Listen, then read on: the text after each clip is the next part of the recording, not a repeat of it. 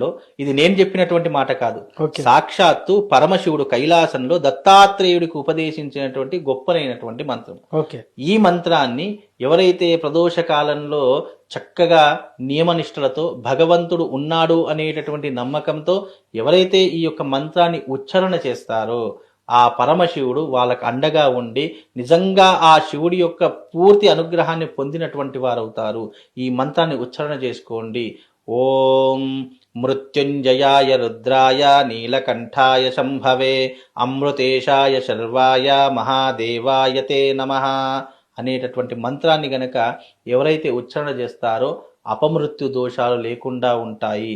జీవితంలో ఈ మంత్రాన్ని ఉచ్చారణ సాధన చేసుకుంటూ ఉంటే గనక వాళ్లకు అపమృత్యు దోషాలతో తొలగిపోవడమే కాకుండా అఖండమైనటువంటి సిరి సంపదలు కూడా లభిస్తాయి అని చెప్పేసి ఈ మంత్రం ఎవరు చెప్పారు? పరమశివుడు దత్తాత్రేయుడికి ఉపదేశించారు.